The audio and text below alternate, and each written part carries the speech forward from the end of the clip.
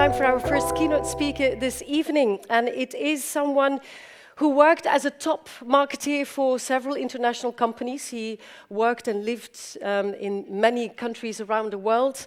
He worked for PepsiCo until 2016, when he decided to relaunch the family lemonade brand Ritchie, which was on the market until the late 70s. So, ladies and gentlemen, please welcome Jan Verlinden.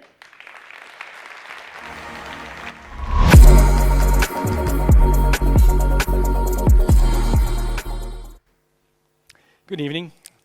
I'm Jan and I started Ritchie.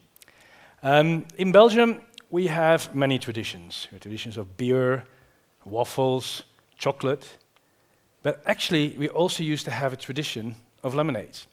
In the past, in Belgium, 50s, 60s, 70s, every small city, every small village had its own brewery. And these breweries, next to making beer, had their own local lemonades. And I'm pretty sure some of you in the audience will remember when you visited your grandparents, there was like a crate of the local lemonade somewhere in the basement. This is me. Oh, no, that's not me.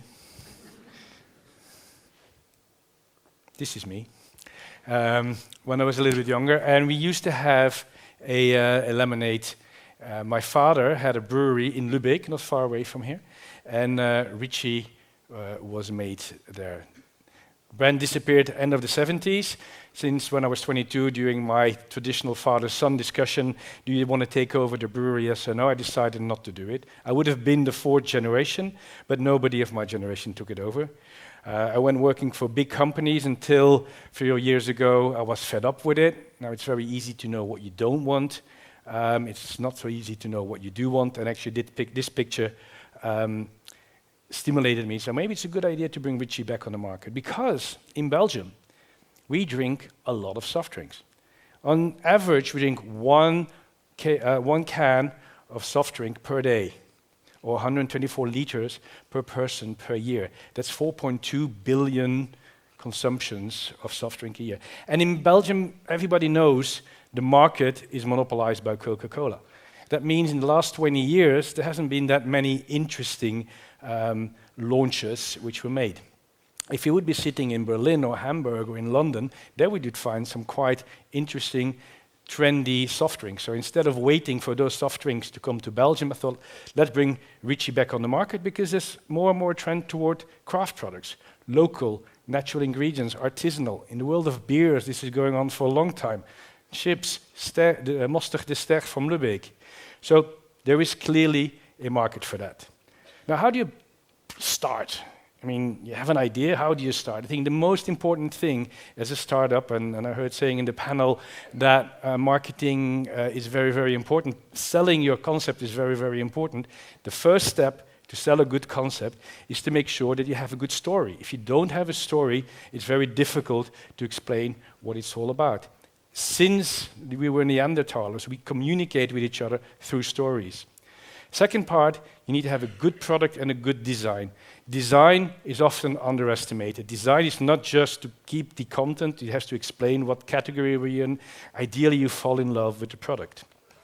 And then you have to have a good go-to-market strategy. And a simple go-to-market strategy for Ritchie is actually, in HoReCa you try, in retail you buy. So the HoReCa channel is a crucial channel to get the brand to know. And it all started, and growth is very nice. Now, let me remind you, the double of nothing, you think, is still 2 times nothing. So it's not. It sounds big on the screen, but it's still a very small brand at that point in time.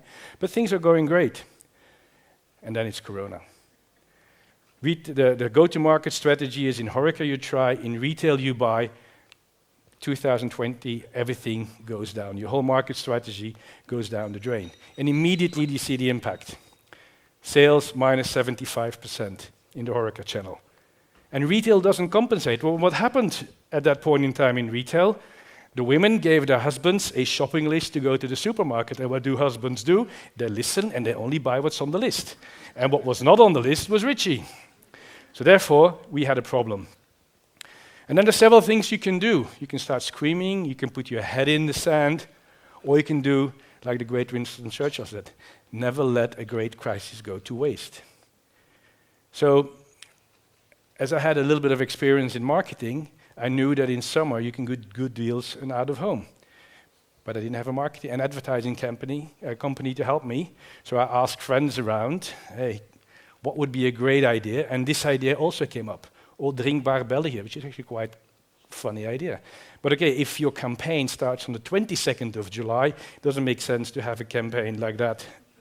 So therefore, on the 21st of July, 2020, this is the first campaign we ever did, a newspaper ad in Het Laatste Nieuws. And on that day, we also had a jingle on VTM.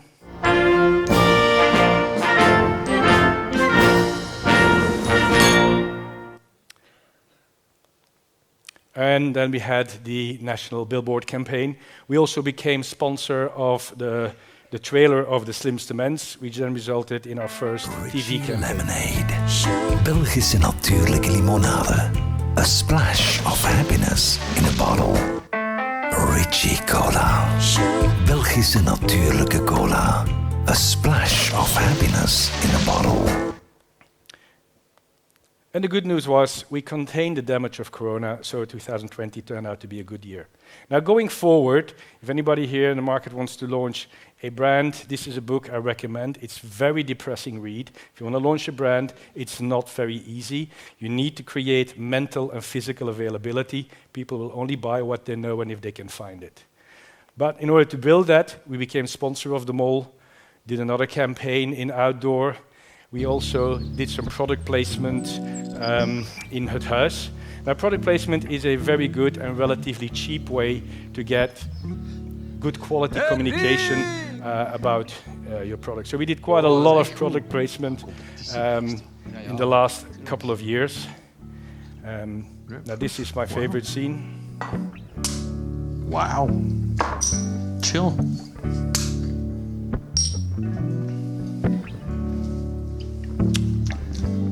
Oh, heerlijk. Now, it's great if Marco Borsato tells on national TV that your product is heerlijk.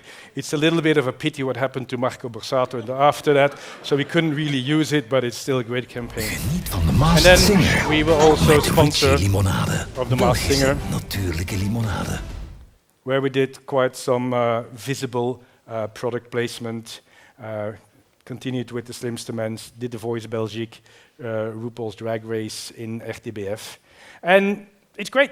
Sales kept going up, so we're very, very proud where we are. But the key thing which I don't want you to think, I mean, this guy comes to tell him how wonderful he is as a marketeer and doing all this advertising on TV and billboards. It's also very clear and important to understand it's all a matter of perspective. Because this is what happened at the end of last year.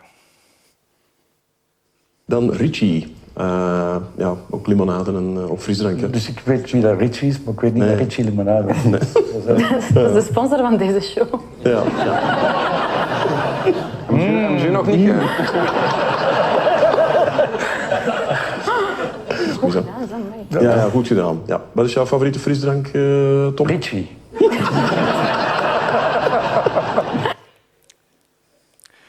So although I'm very proud of where we are, that we show very nice progress, if you look on the other side of the slide, we are only 0.1% market share. We are a very, very small player. There's two ways of looking at it. The key way I look at it is there's still quite a lot to gain. So I'm very confident looking at the future. But the key element and the main reason why I'm doing this is I'm having a wonderful time enjoying putting this brand on the market. So thank you very much. This was the Ritchie story. And thank you, Jan. Just to continue for a very short while, so every entrepreneur and every startup here in the room, of course, wants to find a gap in the market. What kind of gap did you want to fill in? Because you entered a very saturated market. The competition in that market is immense. Well, it's true. So you're talking to a market where the biggest FMCG brands and companies are operating. Coca-Cola is one of the most valuable brands in the world.